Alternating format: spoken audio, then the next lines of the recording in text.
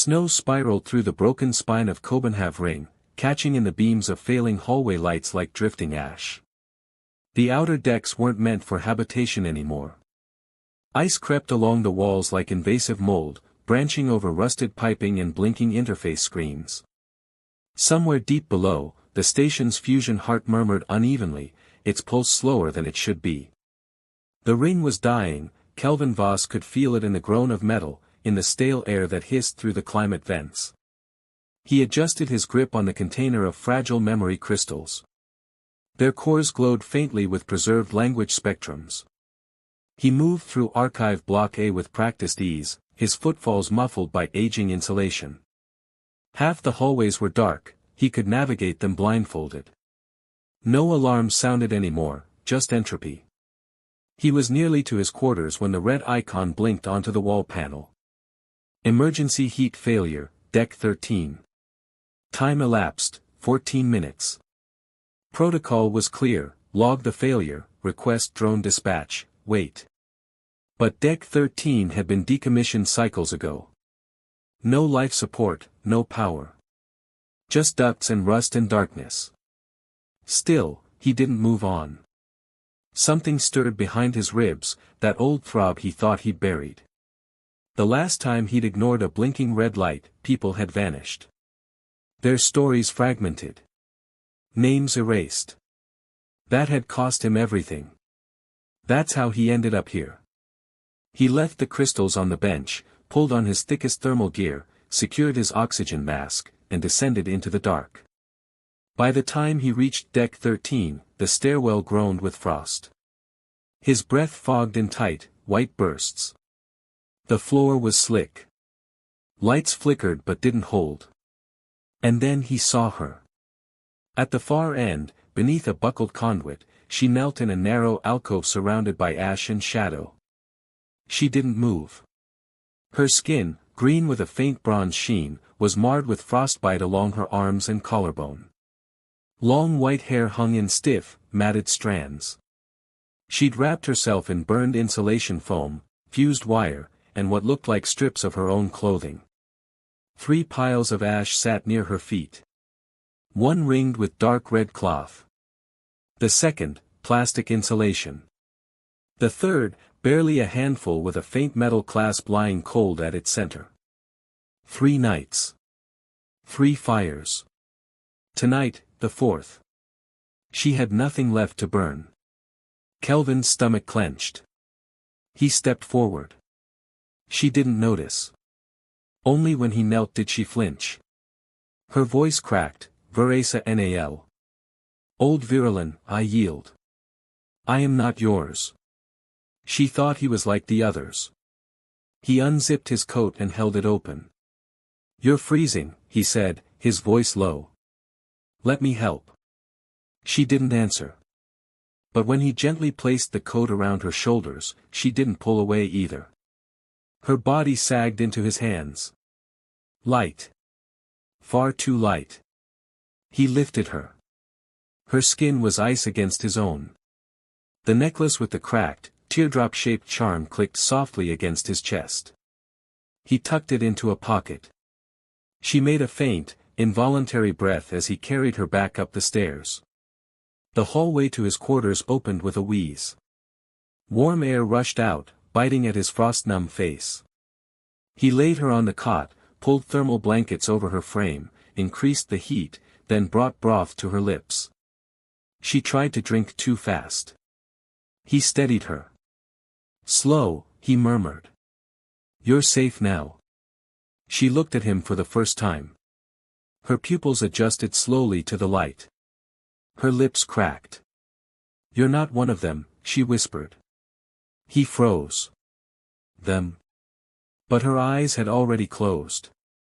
She clutched the blanket like it was the last solid thing in the universe. This time, when she slept, she didn't shiver. He sat beside the cot, broth cooling in his hands. The station hummed around him. And inside, for the first time in years, someone else breathed the same air. When she woke, the world smelled like citrus and heat. The air recycler hummed in rhythm. Light seeped through angled blinds. She didn't move. Not yet. Not out of pain, though her body ached. Stillness had kept her alive. 3 nights. She remembered them not by time, but by what she burned, her veil, the coat's lining, and something else she refused to name. Now there was nothing left to burn. She turned her head. Kelvin sat in the corner, reading from a data pad. His posture loose, weary. His eyes caught hers. "You're awake," he said softly. She tried to speak. Her throat scraped like sandpaper. He stood. "Wait." He returned moments later with a ceramic cup. Steam curled. "Slow sips," he said. She took it with both hands. They shook. It tasted like boiled bark, slightly sweet. Alien. Not unpleasant. She let out a breath. "Better," she rasped. He nodded and sat. "I thought you were a scavenger," she said. "I'm not," he replied. "You're safe. You don't smell like one." That made him smile. Just barely. "What do scavengers smell like?" "Metal. Grease. Blood." She shifted under the blanket, grimacing. "Where am I?" "Core Archives. Copenhagen Ring. Archive Block A." She nodded. Her eyes drifted to the wall. Shelves held memory crystals, script tablets, glowing vines. A library. A kind of. Are there others? Not anymore. She understood that silence. The kind that carried absences. "You live here alone?" "Yes." "For how long?" "For standard years." "Why?" He paused. "Because I refuse to erase someone's story." She stared at him. He let it hang, not metaphor, not confession. Just truth. She reached beneath the blanket and withdrew a heat-warped pendant. Same one he'd seen. "I kept it," she said. "Through transport. Raid. Snow. It was the last thing before they took my voice." He leaned forward. "You mean that literally?" She nodded. "Where I come from, our voice carries our lineage. It's our key. They cut my cords, rebuilt them with filters. I wasn't supposed to speak again. The implant failed during re-entry. That's how I escaped." He exhaled slowly. "They marked you. A price code for auction. You burned everything. But not the pendant. Because it remembered me. When I couldn't." He stood. Walked to the panel. Adjusted the heat.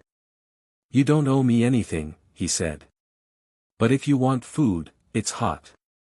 Not bark tea." She almost smiled. As he stepped into the kitchen alcove, she whispered to herself. Not for him. But because for the first time in 4 nights, her body remembered it could. When he returned, her voice was humming. And outside, the snow kept falling. When Saren woke again, the second time since the warmth, it was not from pain. It was from silence. Not the heavy kind that presses down, but the soft quiet that holds space for something new. The kind that asks, gently, if you're still there. She sat slowly, wincing as her muscles reminded her they were not yet whole.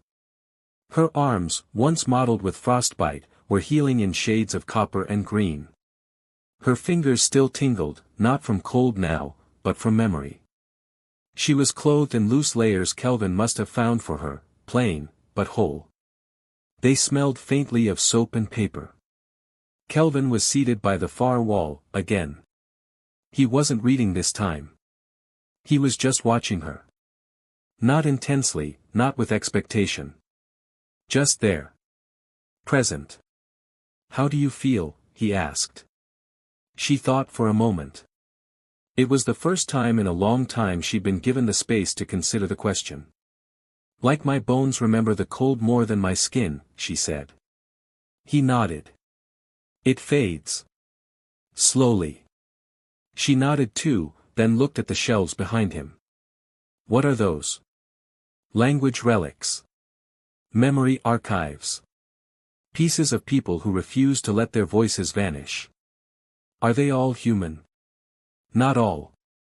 Some Virulin. Some Telari. Even a few segments from oceanic drift dialects. Her gaze sharpened. You know Virulin? Barely, he admitted. But I tried to restore what I could. Most were corrupted. She stood, slower than she liked, and walked to the nearest shelf. Her hand hovered over a crystal. This one, she whispered. It's wrong. The pulse is off. You can tell. She nodded. It's a ceremonial chant. Pre-naming rite. The fourth tone is dropped here, but it should rise. Kelvin stood. Slowly. Cautiously. You remember it?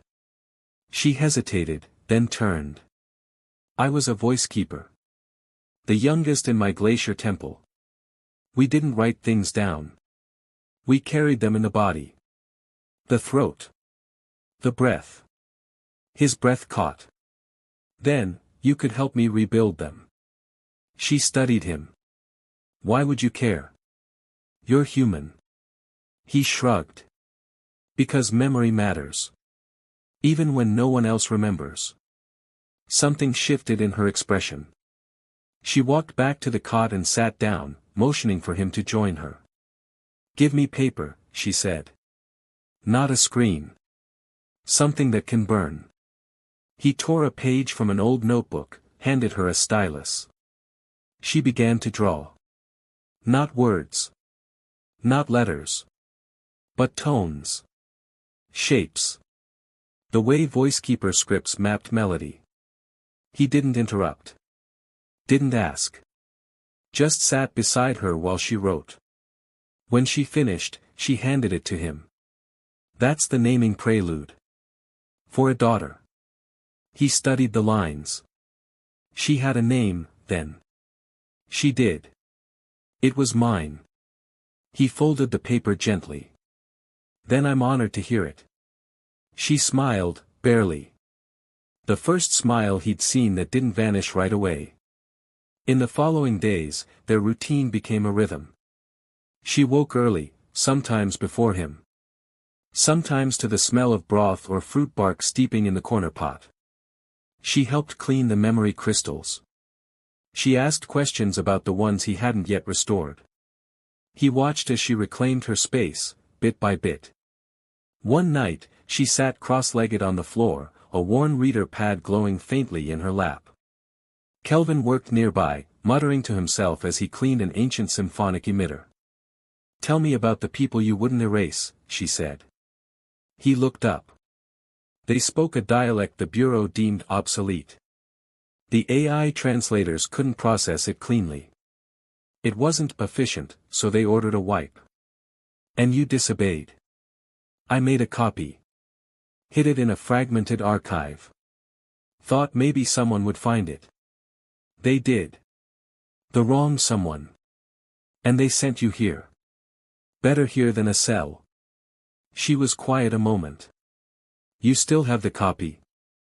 Buried deep. Under 10 layers of false tags. Want to see it? Only if you trust me. He smiled. I think I already do. Another morning, he found her humming. Low, steady, absent-mindedly as she sorted memory fragments. It was the first time he'd heard her do it without hesitation. What song is that? He asked. A traveler's tune. Sung to those leaving the glacier temples. So you're leaving. She looked at him, then down. Maybe. One day. But not yet. They worked side by side.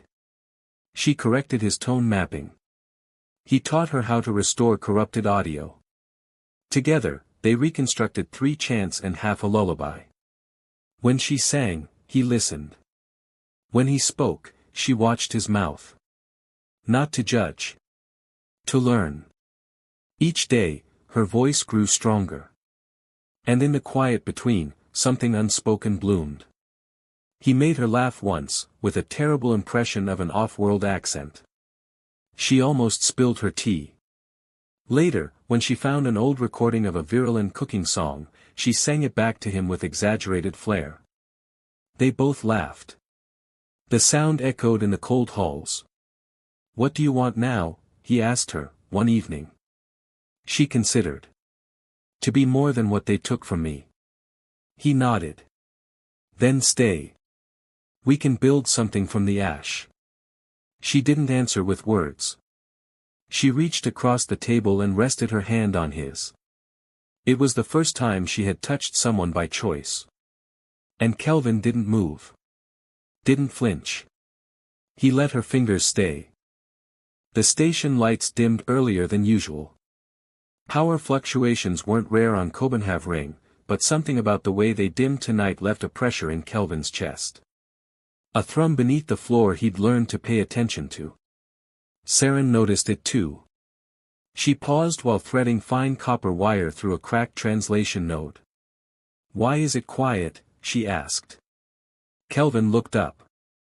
"The hum, you hear it?" "I don't hear it. That's why it scares me." Then came the alarm. Soft at first. Then rising. Not internal, not maintenance, a perimeter breach. "Stay here," Kelvin said, already moving toward the terminal.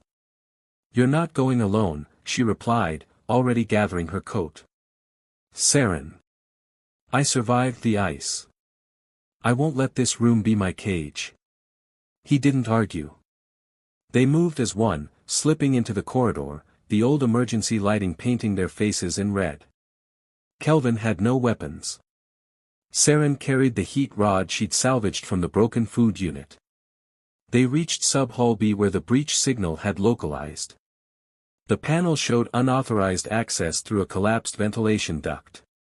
Two figures had emerged, unregistered. Not scavengers. Too organized. Too clean. "Syndicate," Saren whispered. Kelvin cursed under his breath. "How do you know?" "The way they move. It's drilled. I lived through a raid. I remember." From the shadows, shapes materialized. Tall, silent, armored in black mesh and frost-dampened leathers. Their faces were masked. Kelvin stepped forward. "You have no authority here. This is a restricted preservation site." That voice, one of the intruders said. "We're not here for you, Archivist." They turned to Saren. Voice subject 9A. Confirmation acquired. "I have no voice left to give," Saren replied. "Then you will be extracted regardless." They moved in. Fast. Kelvin swung the metal bar from a maintenance rack, catching one in the side. He barely slowed. Saren moved next, the heat rod glowing. She jabbed it into a joint seam on the lead figure's leg. It hissed. Buckled. Fell. The second grabbed Kelvin, slammed him against the wall. His head hit pipe. Stars danced. Saren screamed. Something inside her shattered. She struck again, this time with her voice. Not a word, but a sound. A pure, low frequency. It vibrated through the walls. The intruder staggered. Sensors overloaded. Kelvin fell to his knees, gasping. The hallway fell silent. One hunter lay motionless. The other convulsed, his mask sparking. Saren dropped the rod. Her knees buckled. Kelvin caught her before she hit the ground. "We have to go," she gasped. "They tracked you. They'll send more. They'll track the signal. We have to burn it." "Burn what?" "The beacon. The one they embedded in me. Sector 11. I know where they placed it." Their plan was desperate. Sector 11 had no life support. They packed light, thermal masks, a flare, and enough grit to survive one last descent. They moved through the forgotten ducts. Saren led. She remembered the path. She remembered everything they did to her. The beacon was real, a pulse node wired into an old relay station. Dormant until activated. Can you disable it? Kelvin asked. No, but we can overload it. Cause a feedback surge. That'll knock out the archive grid. Better that than letting them find me again. He hesitated. Then nodded. You deserve to be lost on your own terms. They worked in silence. Saren rewired the pulse anchors. Kelvin set the flare. The chamber was cold, every breath visible, every motion brittle. Ready? He asked. No, but do it anyway. He struck the flare. Light consumed the room. Heat exploded outward. They ran. Back through ducts, up ladders, through ash and steam. When they reached the archive quarters, the power was out. The backup lights flickered. They collapsed inside. He turned to her. Touched her face. You burned the trail. Then let what's left be ours. She kissed him. Rough. Trembling. Real. Later, they lay wrapped in blankets. Her head on his chest. No alarms. No hunters. Just breath. Just heat. You said you'd follow my voice, she whispered. I will. Then listen. And in the quiet, she began to sing again. When the grid fell, the silence wasn't peaceful. It was absolute. No hum from the vents. No flicker from overhead lights.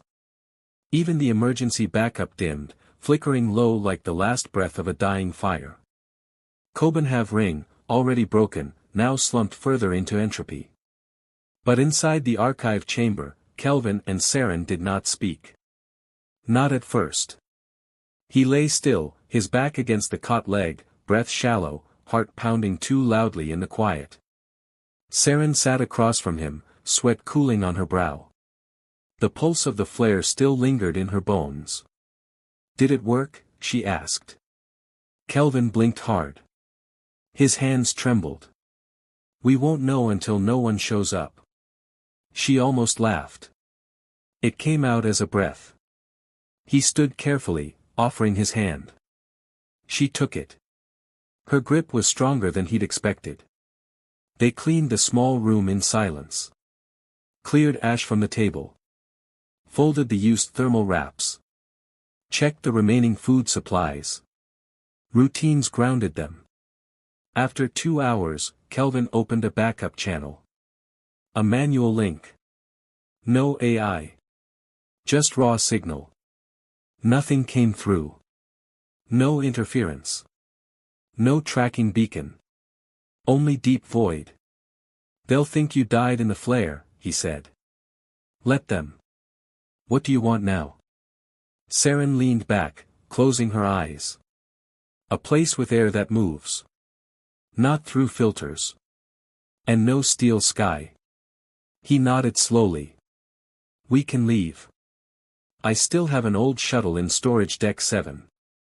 It hasn't flown in years. She opened her eyes. Then we fix it. Together. Deck 7 was colder than she remembered. But not as cold as Deck 13. Nothing ever would be again. The shuttle, a modified courier model, looked like it had lost a few battles with time and gravity. One engine was half-stripped for parts. Insulation peeled from the hull. Kelvin ran diagnostics. Saren searched through old parts bins. Together, they scavenged what they needed: wires, sealant gel, spare coolant coils. The repairs took 3 days.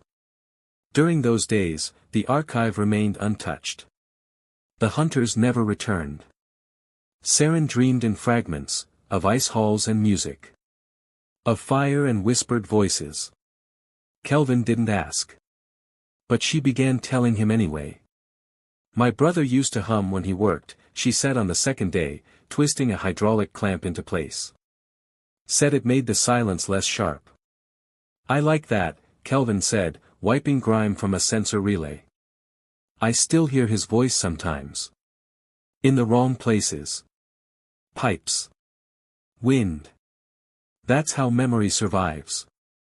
She looked at him. Do you remember anyone like that?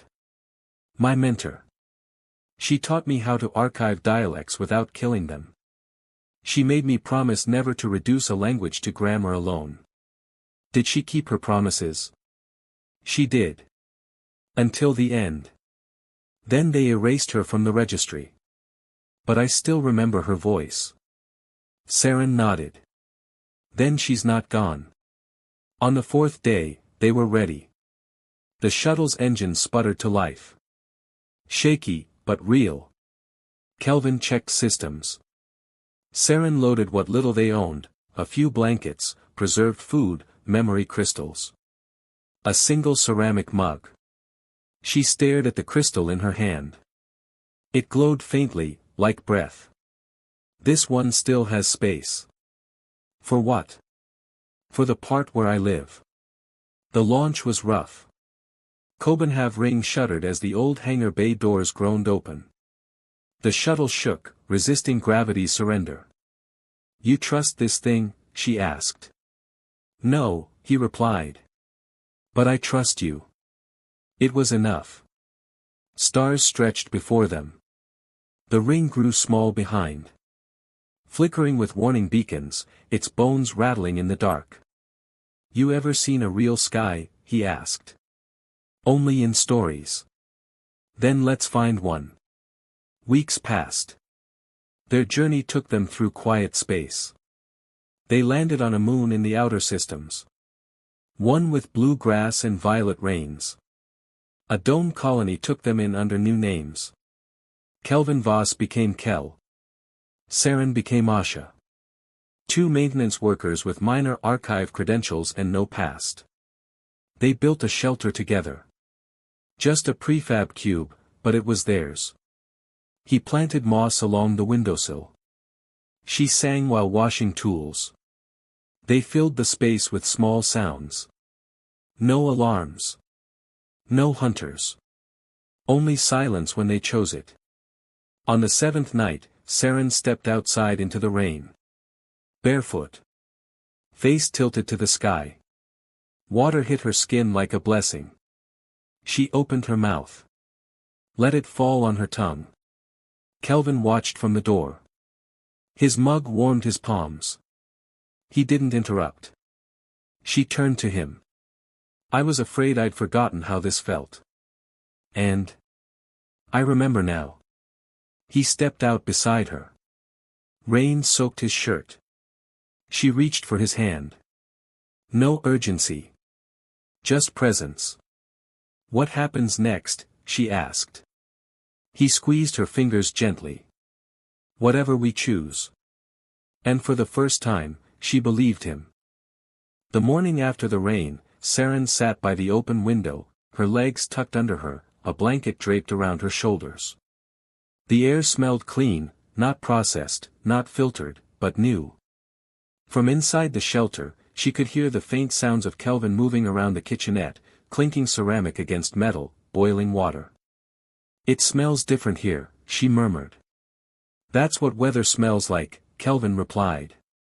Humidity. Life. Dirt. She turned slightly. It smells like a second chance. He appeared at the doorway, offering her a mug of fruit bark tea. She took it with both hands, still cold from the outside air. Their fingers brushed. She held the mug close and breathed in the steam. Do you miss the archives? She asked. Kelvin sat beside her, cross-legged. Sometimes. Not the place, but the purpose. I spent so long trying to remember things for people who didn't care. Here, it's just us. And we choose what to remember. Saren looked down into her tea. I want to remember my brother. I want to remember my name before it was erased. But I also want to remember this. The silence we made. The warmth. Then let's record it. She blinked. How? The crystal you saved. It still has room. We can make a new memory. One not stolen or silenced. One given. Later that day, they laid out the audio plate and the blank crystal. Saren knelt before it. The plate pulsed once in response, then fell still, waiting. She hesitated. Her fingers hovered over the activation rune. Her voice, though stronger now, still felt like glass inside her. Fragile. Echoing with what had been taken. Kelvin stood behind her. Not touching. Just present. You don't have to speak, he said. A hum, a breath, anything. Just as long as it's yours. Saren closed her eyes. She inhaled. And began to hum. It was a melody from the Glacier Temple. One passed to her by an elder who had painted songs into memory crystals with her voice alone. It wasn't a song of mourning. Not this time. It was one of remembering. When she finished, the crystal pulsed again, now warm in her hand. She cradled it against her chest. She said nothing. And Kelvin didn't ask for words. Over the next weeks, they settled into something that might have been a life. Saren joined a local restoration team, helping repair musical devices from other colonies. Her knowledge of tonal engineering stunned the locals, though she never spoke of where she learned it. Kelvin took small jobs cataloging oral histories from the Dome elders. They shared stories by firelight. Saren listened more than she spoke. But every now and then, she would sing. And each time she did, someone would weep. Not for what was lost. But for what was still possible. One night, Saren asked, "Do you ever think about children?" Kelvin looked up from his notes. As in, having them? She nodded. Not now. But, one day. Would you? He smiled softly. If they had your stubbornness and my bad jokes, they'd be unstoppable. She laughed. The sound made the room feel warmer. I think, she said, I want a daughter. One who sings without fear. Then we teach her that the voice is sacred. Not because of who listens, but because it is hers. A year passed. Their shelter grew into a home. Moss on the walls. Tiny carved memory chips on the windowsill. Saren's pendant, once broken, now hung above their bed. Not for worship. For remembering. They adopted a child. A girl whose parents had vanished on a supply run. She had wide eyes and didn't speak much. Saren never pushed. She just sang. And one day, the girls sang back. On the second anniversary of their escape, Saren placed a new crystal on the audio plate. This time, she and Kelvin recorded together. She sang. He spoke. Their voices layered like ink and flame. When it finished, she labeled it herself, Home.